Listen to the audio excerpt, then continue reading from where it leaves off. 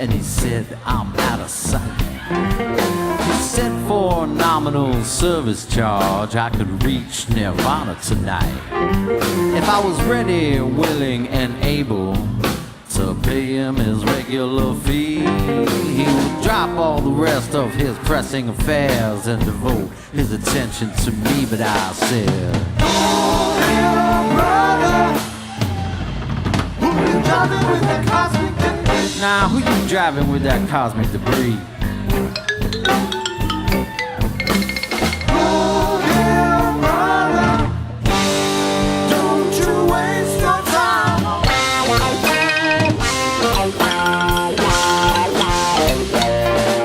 The mystery man got nervous and he fidgeted around a bit.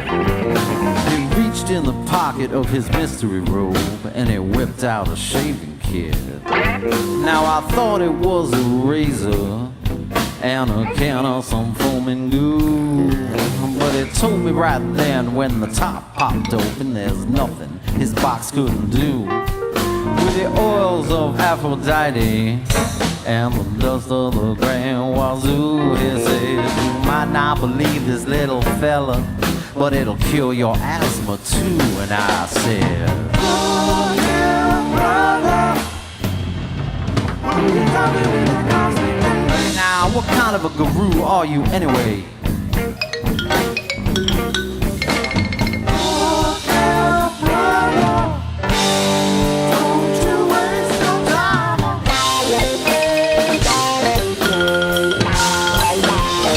Don't waste my time.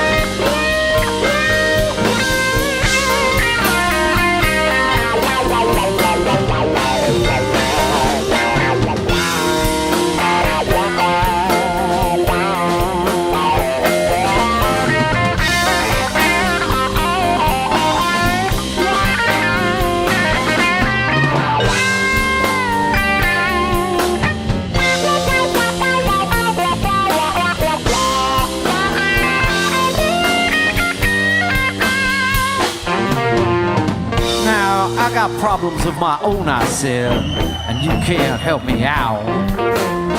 So take your preparations and your meditations and ram it up your snout. But I got the crystal ball, he said, and held it to the light. So I snatched it all away from him, and I showed him how to do it right. I wrapped the newspaper around my head so it looked like I was dead. I said some mumble jumble then and told him he was going to sleep. Then I grabbed his rings and his pocket watch and everything else I found. I had that sucker hypnotized, he couldn't even make a sound. And I proceeded to tell him his future then, as long as he was hanging around. I said, it's just gonna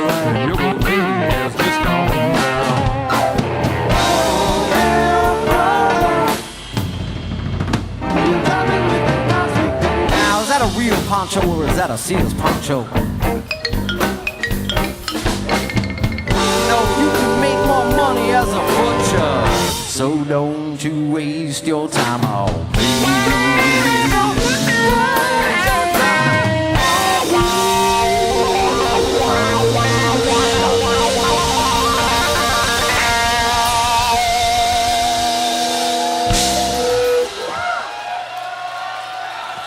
Jim Larkin on vocals.